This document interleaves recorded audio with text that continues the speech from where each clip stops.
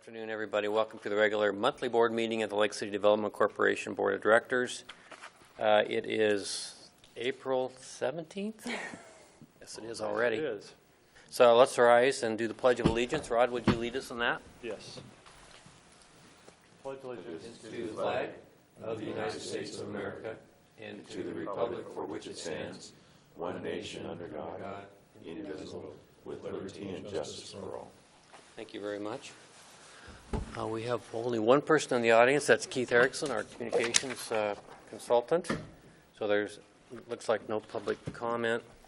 I do want to acknowledge the absence of one of our longtime commissioners, Jim Elder, who, as you know, lost his battle with cancer on Monday of this week. So he leaves a big hole in this commission, and he will be missed. I really appreciated the editorial that the press ran about Jim. It was just right on, because you talk to anybody, and he touched so many people's lives in this community, and his work will continue to do that for decades to come. So, Jim, we miss you. I'd echo that, Denny, and I know it's not to make light of his passing, but I can remember many discussions we always had about making the paper, and it was a double bad if you made the front page above the fold. But I think in Jim's case, he's right there where he should be, Yep. Top of the front page above the fold. So, Yep. very appropriate. Okay. So no public comment. We go then to approval of minutes. We have two sets of minutes to approve today. The March 20th regular board meeting minutes. So if anyone's ready with a motion, I'll entertain that. I'll make a motion to approve those. I'll second it. Moved and seconded to approve the minutes of March 20th, 2013. Any comments, corrections, or questions or discussion? Hearing none, all those in favor say aye. Aye. Aye. Any opposed? Motion carries. Next, we had the joint City Council LCDC Board workshop on March 28th, and so those minutes are up for approval as well. I just had one comment about those, Mr. Chair. Part of that the meeting minutes include the resumption of the meeting after I think most of us left. So not being there, I really can't speak for the validity of that portion. I didn't watch it on,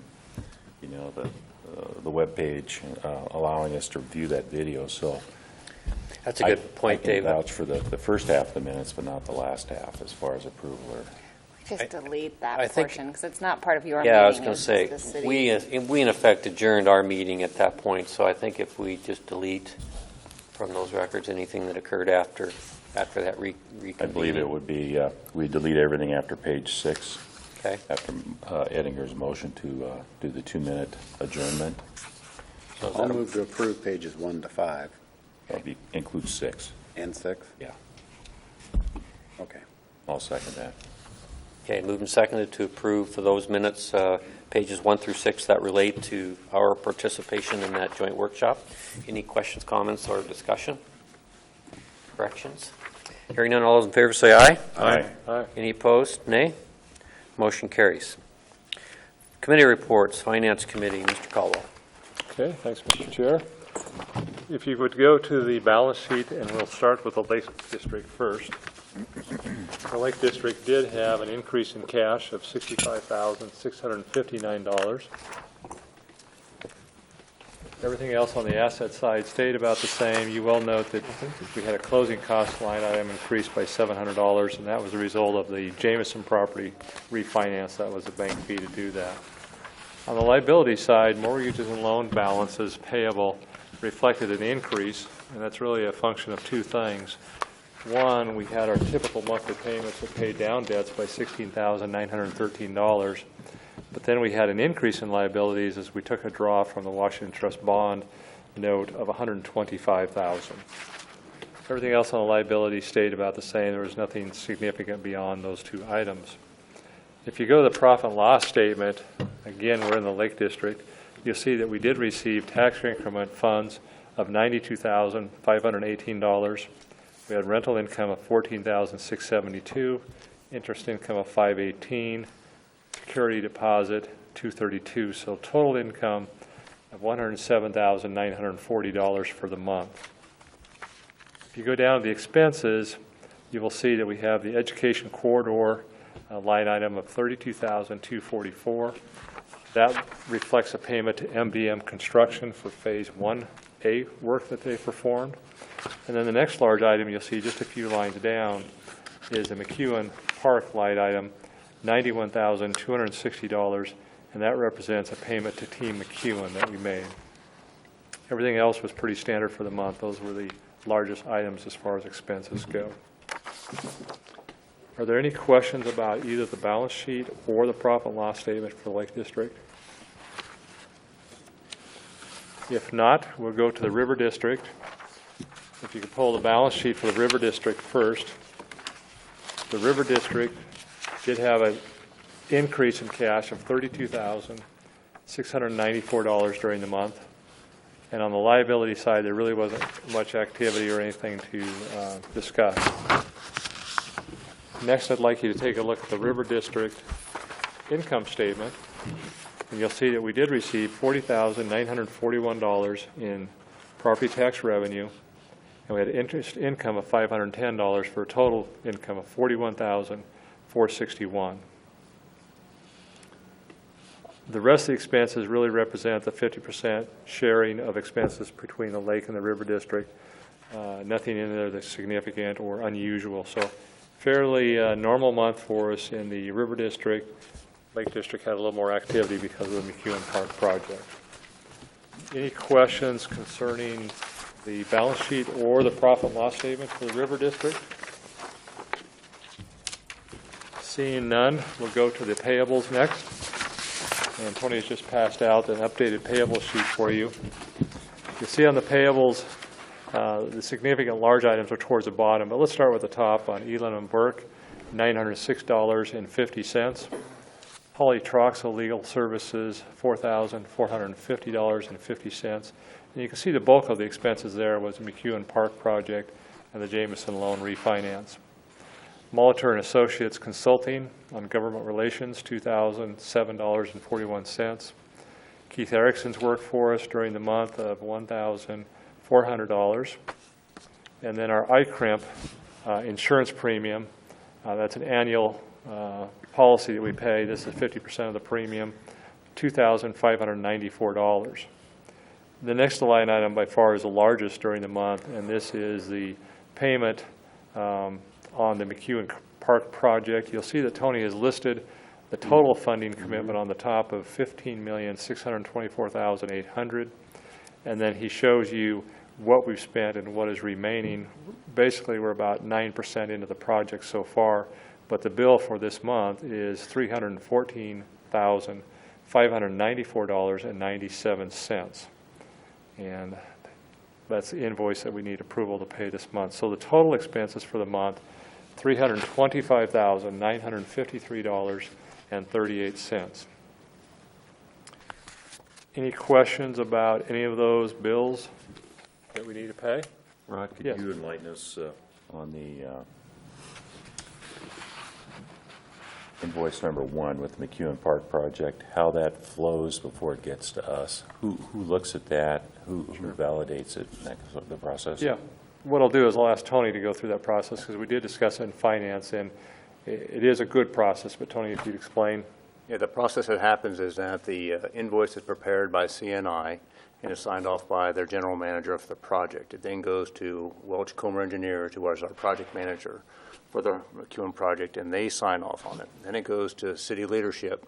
In this case, it'll flow through the engineering department at the city through Gordon Dobler or Dennis Grant. They sign off on it. And then it comes to me for my review, and I sign off on it. So we have 4 signatures on the invoice prior to LCDC board approving it. Thank you. Yeah, good question, Dave. Glad you asked for that clarification. So it is a good process. So the total, as I mentioned, $325,953.38. I do need approval of accepting the financials and also an approval for paying the payables. Scott, had a question? I just wanted to say I like the way that Tony has broken those out and those individual detail and stuff, and appreciate that. easy A lot to easier keep to track follow, of isn't it? Yeah. that. A lot easier. And I would move to approve the financials and payables. Second. Moved and second to approve the financials and the payables. Any discussion? Questions? Seeing none, all those in favor say aye. Aye. Any opposed? That motion carries. That's all I have, Mr. Chairman. Thank you, Mr. Caldwell. Mr. Chairman, if I could just chime in one issue on the finance report, I do want to share with the other board members the quarterly report that I shared with the Finance Committee here earlier this week. Once again, this is our quarterly report that just kind of gives a listing of our the status of our major initiatives as well as the status of our strategic property portfolio. So if you have a chance to look through that, and if you have any questions, please feel free to give me a call on any element on that report. Thank you, Tony, for that. Okay, and that taking care of Finance Committee. Tony, do you have anything to report on the Housing Committee? Just one item to report. I've been contacted by representatives from the Housing Company and the Idaho Housing and Finance Association in Boise. They're going to come up here next week and visit with me to continue conversations around possible projects in the Midtown area. So we're going to try to re-engage on that and kind of get their latest ideas and concepts. And I will probably try to engage two members of my Housing Committee, Mr. Hoskins and Ms. Goodlander, to maybe join me next week if their schedules so permit.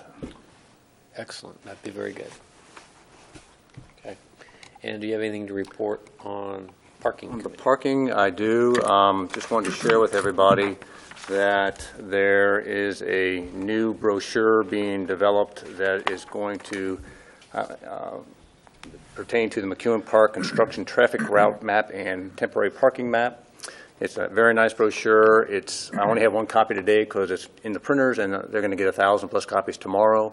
It will also be put electronically on many different websites throughout town. It'll be on our website, be on the city's website, be on the Downtown Association website, and many vendors and businesses in downtown. But I'll just pass it around. They did a very nice job. This is they being Team McEwen, the City of Coeur d'Alene, and the Downtown Association put this together. It should be very helpful to both community members that come downtown as well as visitors who are coming here for the first time to kind of help them navigate the construction project this summer. So that's a good development and one we've been working on for quite a few weeks. The other element is just that efforts are continuing around the Memorial Field area for temporary parking for the McEwen project this summer. As you probably have driven by there, you see a lot of work's been done. Jersey barriers are up, some flagging's up. They put lights up to light that area. So the last remaining element to work out on that potential initiative is the shuttle bus, to how to make that work, what it will cost, what it will cost to run it. It'll be free to the public, as I understand it, but they're still working out the logistics on that. Okay. It also looks, Tony, like they're still working on part of the railroad right-of-way to the northwest of the park that they've now lit. Right. So I assume they're going to gravel that and just daytime parking only? I'm not sure. Yeah. I'm not sure if they know exactly how they're going to handle that, depending, it might depend on just the amount of need and usage that's required. Okay. So it's still fluid, but the efforts are underway and preparing for the influx of the folks that will make this a busy summer for the downtown area. Tony, I was just curious if you could give us an update on the McEwen project. Is it progressing on time, behind, ahead of schedule? Do you have a feeling for that? It's pretty much, we have weekly construction meetings every Wednesday morning, so we had one this morning. There's a few hitches that happen in any large-scale project that are being managed, so nothing significant.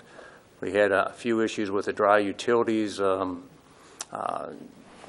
kind of conversions, and those have been remedied this week, so that'll be a major issue that gets resolved and out of the way for moving a lot of dirt. No major issues that they've identified. They are driving piles. As you see, they're shoring up the north side of Front Avenue, excavating dirt right behind that. They have a schedule in place, and the weather's been very cooperative. The people have been very cooperative, and they're hopeful for an on-time project. Great. Maybe we should ask Danielle to comment since she gets almost a bird's eye view of what's going on. You can at least feel what's going on, right? Well, they're definitely driving those posts this week. But I mean, it's very active. I mean, they were right on it, moving all the concrete out and doing all the digging. And my kids are really enjoying the view when they make it up to the office. So it's exciting. Yep. It's definitely a lot better year this year. I think last year it rained every day in the spring, so weather's a lot nicer this year, so that's great. That's all I have, Mr. Chairman. Okay, thank you. Tony, Dave, Pats, or Communications Committee? Thank you, Mr. Chair. I'll ask Keith to join us at the table while he's on his way. Welcome, Keith.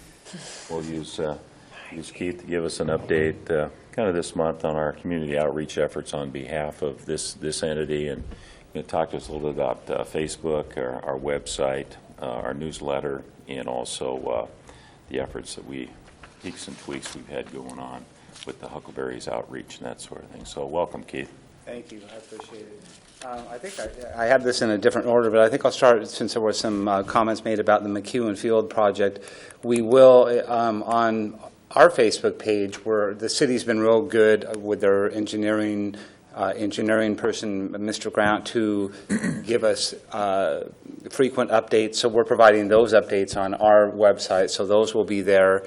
And also on our website, we will have the same thing. And additionally, our newsletter, the Deployed Today, has the very latest information on the McEwen with photos too, and with a webcam photo or webcam link and everything else. So the webcam or the newsletter should come out today. And in fact, have you guys seen that all? Okay, so it did come out today. So it's being updated. So we're on top of it. We're trying to do as much as we can to keep the information out there day to day, whether there's interruptions in service or anything. And we're working closely with the city on that.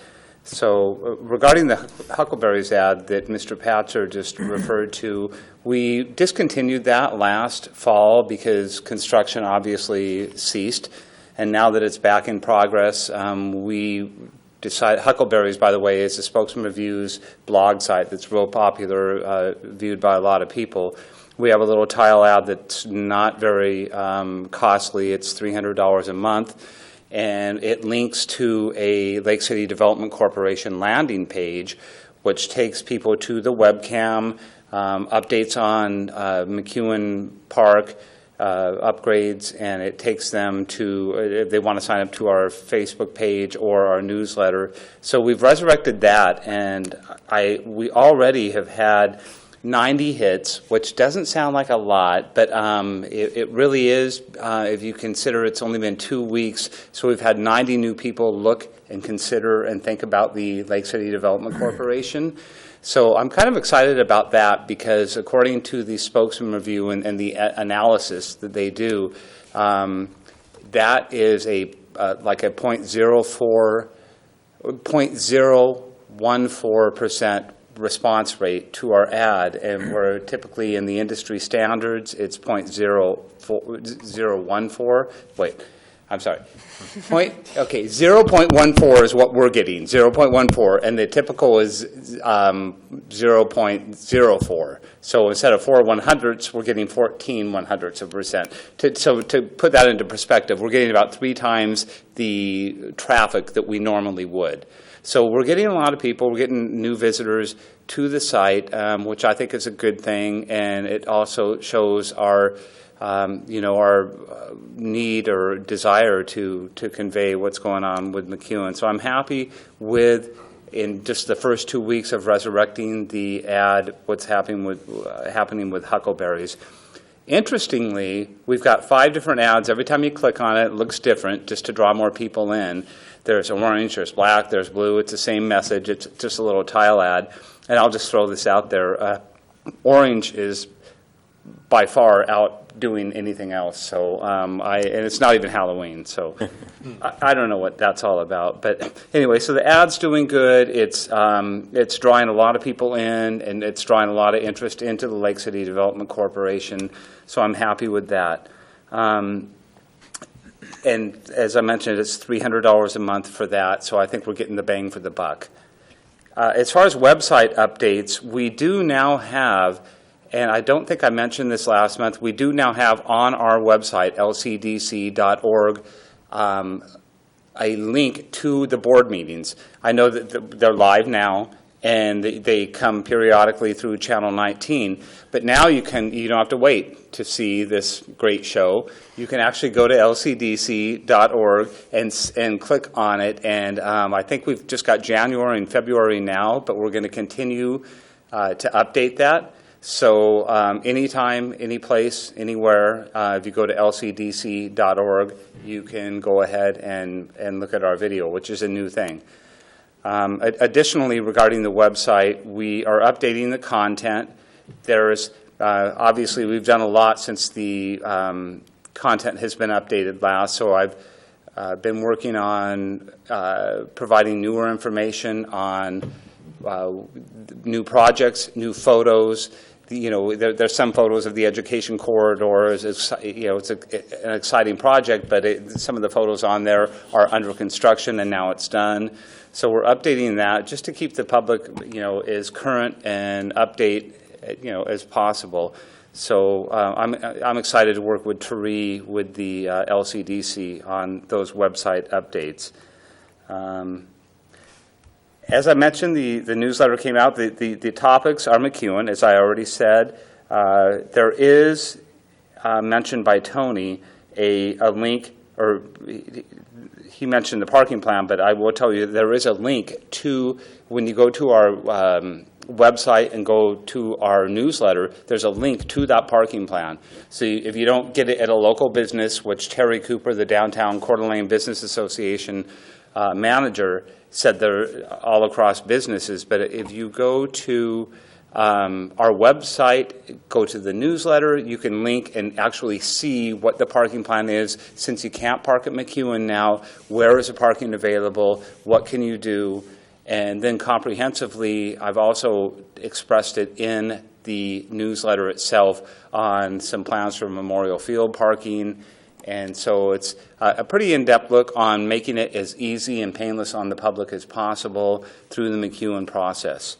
So there's an informative article there. We're also looking at, in the newsletter, the four corners that we've addressed before, which is the entryway into Coeur d'Alene where Northwest Boulevard feeds into Sherman Avenue, and the potential for that.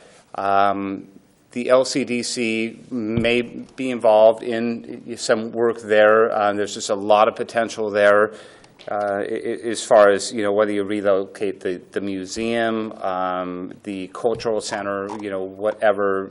So there's a lot of information there. I also had a good chat with Mr. Dave Patzer, who is chairman of the agency's communication committee, and we talked about issues ranging from McEwen to our communications efforts, which, I think have been successful so far, and also our future projects. There's a lot of stuff on the plate, a lot of exciting things in the river and lake districts that to be excited about and ponder about. So I would recommend or encourage anyone to, if they don't already get the newsletter, our newsletter list is growing all the time. It stands right now at about 450. Which a year ago, it doesn't sound like a big number, but a year ago it was 0. So, because we didn't have one, but it's growing. It's steadily growing. Which Keith, is, on that point, are there things that you would recommend that we try to do? I mean, obviously we don't want to spam people with it that don't want it, but any additional things we could be doing to try to build that list a little bit? I am always looking for outreach, and I've looked out to the local media to see if they can, give us a little plug. I know how media works, and what they tend to say is buy an ad. So, and I don't know that we want to spend money to do the outreach. I can tell you that the best way it's grown for me is every time that I write an article for the newsletter, Denny, I ask those people, or if I interview somebody or do whatever I do, I ask them if they want to subscribe, and nobody's ever said no. So I try and outreach that way when I talk to different people on it. You know, we could reach out and buy an ad, a small ad in the paper, and let them know, but I'm just hesitant to spend money to get subscribers. So I think it's word of mouth, and you folks too. You know, letting people know that we do have a newsletter, and it's really, I can't emphasize enough that it's not a sales tool, it's an information tool. I mean, what we're trying to do is spread the word on what we do, what we're doing, what we're hoping to do. And so, I mean, word of mouth maybe is the best way. But I welcome any ideas. I would love any ideas on, you know, from any of you on what we could do to increase. Because I'd love to see the 450 go to 1,000. You know, I'd love to have 1,000 readers. 450 isn't bad, but. Well, I think I'm sure we're going to hear about the video we've been working on, so once we get that linked onto the newsletter, I think it'd be a good time to reinvigorate each of our efforts to try to send it out to those people that have asked us about those kinds of things. Right. Which is an awesome segue to the video. So, and we do, Dave has mentioned before, and it's come up in meetings, we have a video, it's in the final stages. It's been reviewed by the committee. I think it turned out very well. The best thing about this video, in my opinion, is that it's simple and easy, yet informative, and you can see it through not only words, but through graphics. And it's easy to understand. I mean, urban renewal can be a difficult thing to understand. And this puts it together plainly, but in an engaging way. So I look forward to that, and we will have that available as soon as it's finally approved. We'll put it wherever we can. We'll put it on our Facebook page. I plan on a news release to let the media know about it, and we just want to get this out. And again, I go back to this is not a sales tool at all. It is here's what LCDC is about, and here's what we're trying to do and why we do it. And I think it was a project very worthwhile. I mean, and that will be coming out, I think, very soon. Tony might know more on the timeline. Yeah, Mr. Chair, my plan is to have a public viewing of it at our meeting next month. Okay. You know, we're still tightening up a couple of loose ends with it. You know, thank you, Keith. And like you said from the get-go, it's an educational piece, and it's a lot of history, a lot of things that have occurred. We don't really dwell on what may occur in the future, but more about how we got where we are today. So it dates us a little bit, but it's not a bad date to be, in my opinion. And because of the educational aspect of it, it helps us go forward. So. And I think the most important part is that it really shows how increment tax financing works in a simple way, because it's kind of an intimidating thing. It's like increment tax financing, what does that mean? What's TIF, or tax increment financing? I'm mixing up the letters. But so, yeah, I think it turned out really well. We went through a lot of revisions. The board worked really hard on making sure that it was sufficient, succinct, and professional, and I think that it is. That Right. Basically. I had a question for you, but also on that note, you know, over the last year or two, I have had a number of people tell me we're not doing a good job of getting our message out, and we have to put it in simpler terms in plain English, what we do and how we do it. And so I think that video is good, and you're on the right track with that. Yeah, I think so too. And of Sometimes course, when you get into the hard numbers and technicalities, I think that starts to kind of lose people, like IRS tax code or something like that. It's kind of it Kind of goes real over estate, that. isn't it? People kind of get lost. kind in of it. like talking real estate. Yeah, I had a question. Have you ever looked at doing a similar thing online in the press like you do in the Spokesman, or is it not? Is it more money or not cost effective? Or because As far as you- communication efforts, yeah, as far as communication efforts, because you know some people gravitate to reading the Spokesman, some people read the press, some do both. well, as somebody who spent 15 years at the press, I have a lot of connections there, and I could do that. But my hesitation is Well, I could look into it. My hesitation there, candidly, is that 98% of the people on that side, we have no friends there, and I don't know whether we would be able to sway any opinions.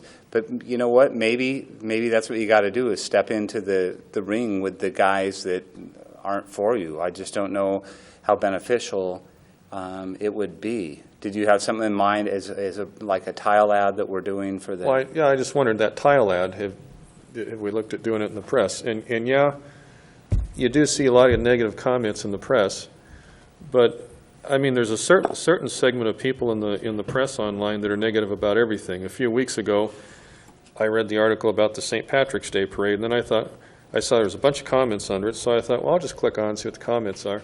I thought, my God, some of these people can even take the St. Patrick's Day parade and just turn it into an ugly thing and start commenting back and forth on it. So there's certain people that aren't happy with a whole lot of things in there. And but there's a number of people that, they got their opinions, and it goes back and forth. I think a lot of people read the online, and they maybe don't necessarily, send their opinion in, but they just read it, and they read the different opinions and comments. And so I think it's another outlet. I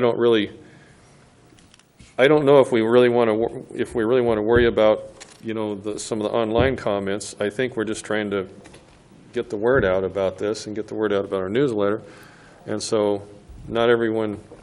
I don't read the Spokesman very often. Sometimes I do, but I guess just by force of habit, I just kind of read the press online, and I don't really have time to read the printed press that much anymore. So when I go on my computer in the morning, I'll scan through and read the online press and see what's going on.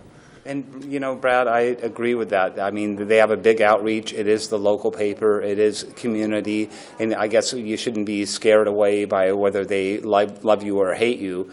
I mean, it's just getting, the message out. It's just that I know that the reaction, if there's, any feedback or comment, wouldn't necessarily be the most positive thing. But you know what? What we're not trying to do is get people to pat us on the back. What we're trying to do is spread our message.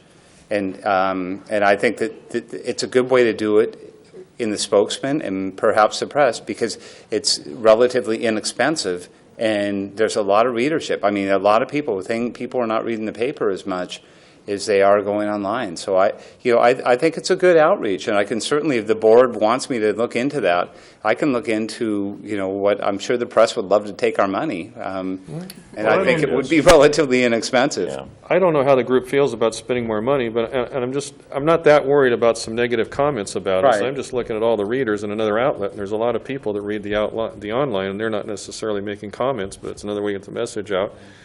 And maybe we send a news release also, just like you look at the people in business or whatever the news releases. I mean, you see news releases turned in all the time about some business offers a new service or something, and they put that in. So maybe just send a news release in about our newsletter, and you can find it at this location, and to get the word out. And I don't care if we maybe send a news release in and we buy a small ad in there. I think that's money well spent. When I look at how many thousands of dollars we're spending, to do this and try and get the message out and help educate people about urban renewal, that's a pretty small part of it, to run a few little ads and do an online tile ad and so forth, just to help get that out to people. Because I think a lot of people don't even know about it, and word of mouth is pretty slow. Yeah, what we'll do, Mr. Chair, is we'll go ahead and take a look at that. And, there's business journals, there's different things besides the press. But there's all kinds of things. Let's take a look and kind of from a 10,000-foot view of maybe some other opportunities we've got. Keith, you'd asked solicitation about other things.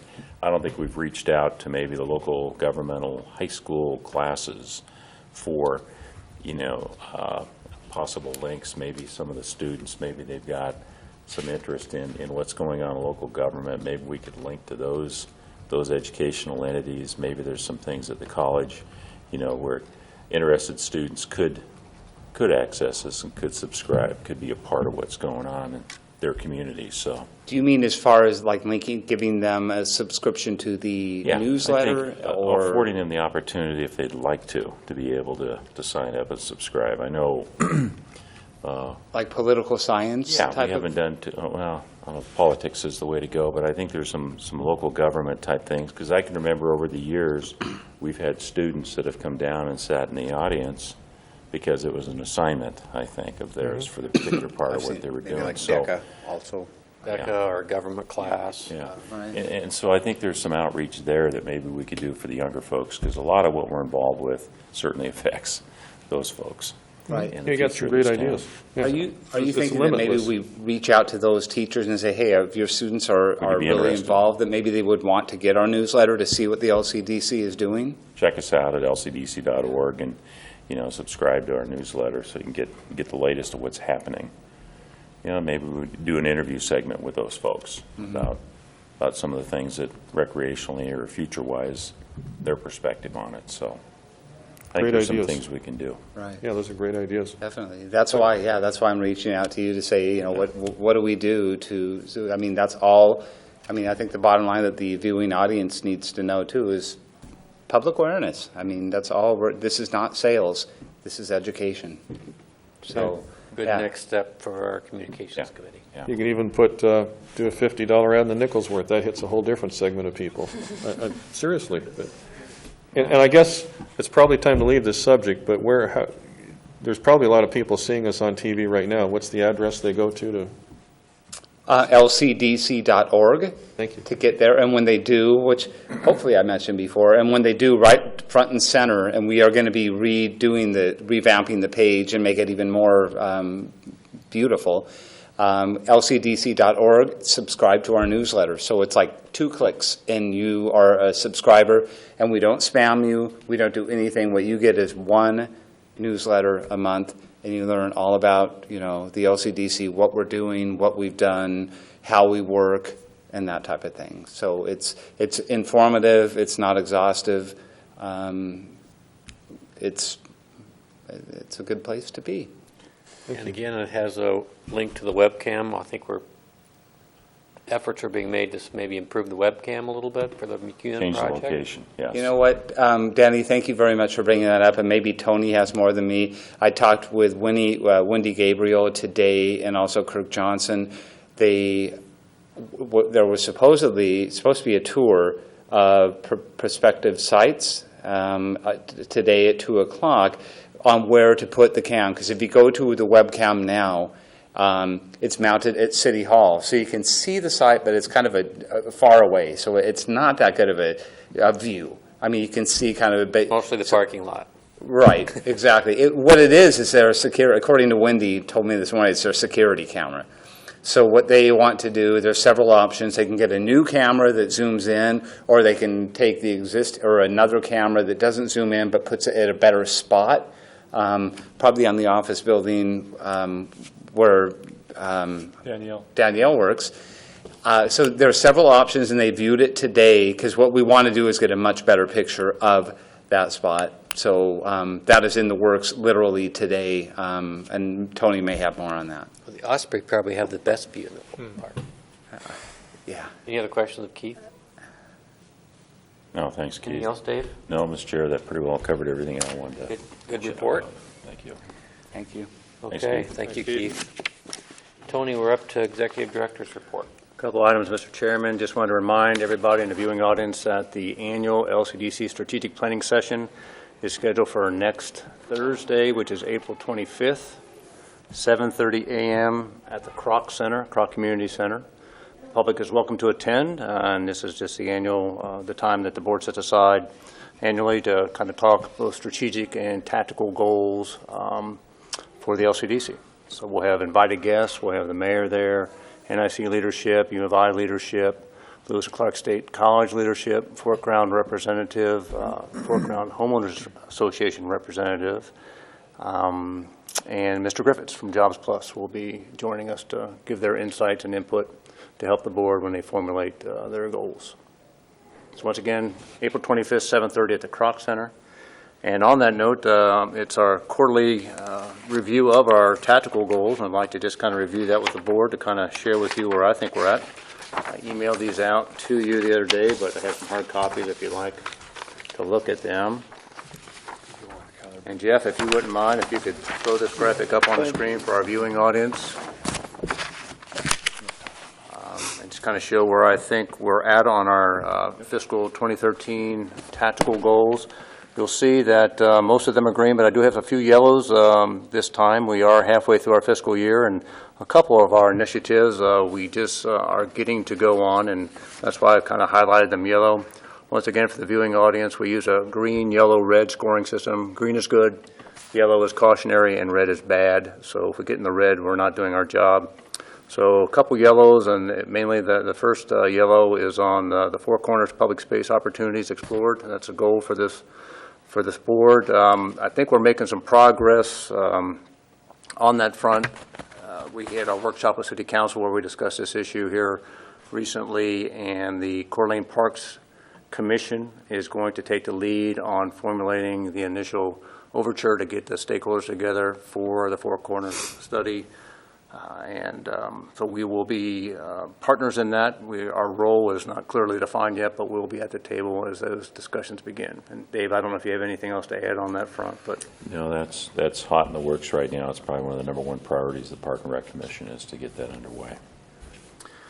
another item you see as a yellow goal is for our Lake District, explore student housing opportunities through collaboration with NIC and experts in the field. We really haven't done much on that, and that kind of goes hand in hand with what we're doing on the Four Corners area, because one of the assets that we control is the 10 properties that we own along Park Avenue that is kind of coincides with the area that the LCD or the city is going to lease from the Bureau of Land Management, and which also abuts City of Coeur d'Alene park ownership.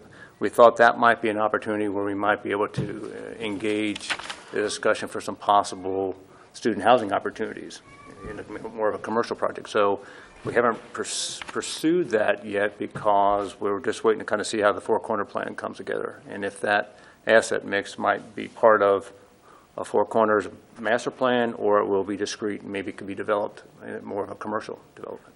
We'll have some of the stakeholders in that involved with our strategic planning session, so we should have an opportunity next Thursday to broach that topic. And yes, sir. No, go ahead and finish. I just had a question, but Okay. you interrupted. Then I thought you just were the done. final goal I just wanted to chat about is the final yellow on the sheet is the ad hoc committee that's looking at jobs. It's the task of that committee is to evaluate local job-related statistical data to identify proactive partnership opportunities. The committee actually met today for the first time on this topic, and they had a good meeting and came up with some ideas that we're going to pursue to kind of see what role the LCDC can play in both job retention and job creation, job pathways in the community above and beyond what we've done in the past or to date. Mr. Jordan. Yeah, you touched on one subject. Our houses along the foreground there on River Avenue, well, not on River, but on Park Drive now. Park Drive.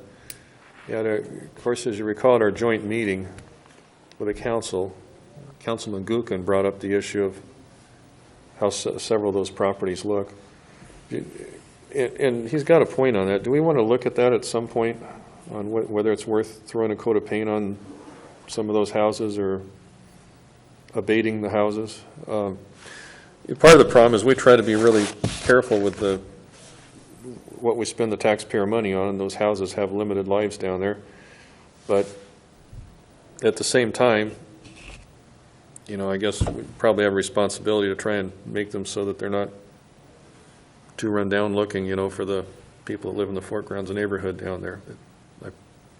Possibly some people would support putting some money into fixing those up a little bit. So I'm just bringing that out. It's not something we have to really discuss today, but I wondered if that was on the radar maybe to take a look at those. It is on the radar. We've talked about a little bit of finance because it has an impact on our finances. If Right. If we take houses down, obviously we lose an income stream. Most of them a number of them are paid off or close to being paid off. So it's a discussion we've had a little bit. So again, I'm hoping to have that conversation next Thursday as well. We'll have a representative of the neighborhood with us. Yeah. So we can have that conversation. Wonder if that was on the agenda, so I think that would be great. And I agree with you. I think it wouldn't take very many months to pay off a little bit of fix-up on the houses, and then we still have a cash flow generator there rather than abating the house. So, yes, there's some things to consider. Thanks. That's all I have, Mr. Chairman. All right, Mr. Burns, thank you for that report. It's an opportunity we have now for board commissioner comments? Anybody has comments to make for the good of the order, or otherwise, I suppose? No? Okay, no public comment, I see. So that takes us to adjournment unless there's anything else the board needs to discuss. So Chair will entertain a motion to adjourn. Move for adjournment. Second. Moving second to adjourn. All those in favor say aye. Aye. Aye. Motion, opposed? Motion carries. We are adjourned. Thank you. Has there ever been an opposition?